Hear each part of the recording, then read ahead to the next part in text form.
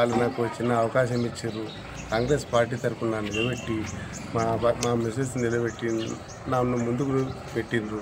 ఈ ఊరికి నేను ఇక్కడికి ఒక 25 ఏళ్ళ సంది కష్టపడుతున్నా, పనులు చేస్తున్నా, గుళ్ళు కట్టించిన, అలాగే మొన్న కూడా ఒక 3 గుళ్ళు కట్టించిన, ఇది ఒక రామాలయం గుడి కట్టించిన, శివాలయం గుడి కట్టించేసిన, నవగ్రహాలు పెట్టించేసిన, ఊళ్ళో సీసీ రోడ్లు చేయించినాం, డ్రైనేజీలు చేయించినాము.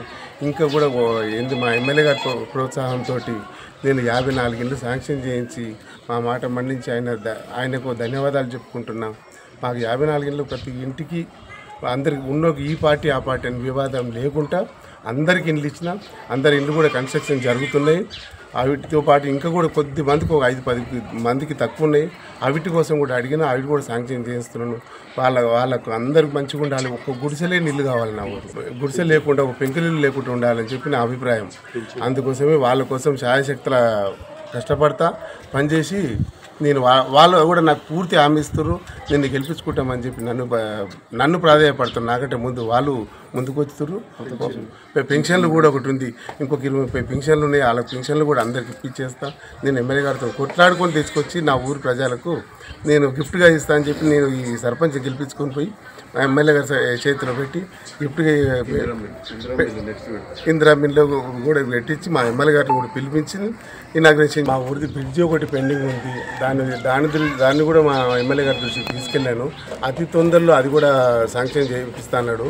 దానికోసం మేము సహాయశక్తులు మేము కూడా కష్టపడుతున్నాం. మరీ మా ఎమ్మెల్యే గారి సహకారం కావాలని చెప్పి కోరుకుంటున్నాం. చేస్తాను మాట ఇచ్చిండు, 100% చేపిస్తాము.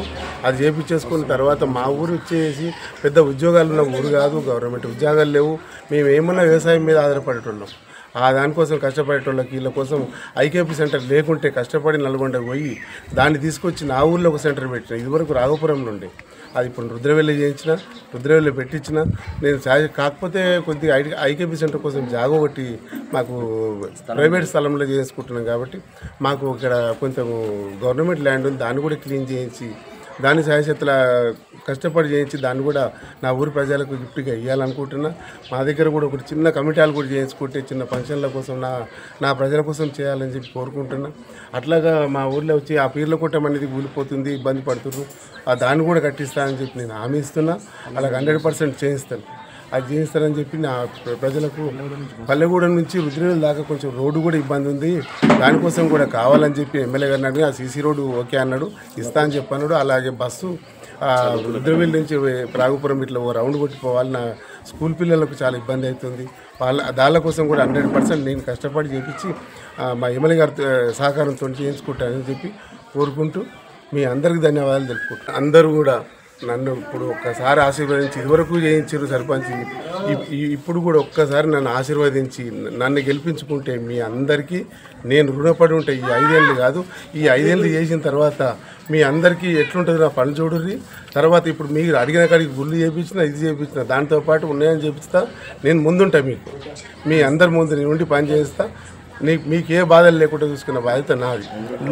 గ్రామ ప్రజలకు అందరికీ దండం పెట్టి చెప్తున్నా, మీ అమూల్యమైన ఓటు నా ఉంగరం గుర్తు మీద వేసి నా వార్డు మెంబర్లను కూడా 8 మందిని కూడా గెలిపించుకోగలరని కోరుకుంటూ మీ అందరికీ నమస్కారం.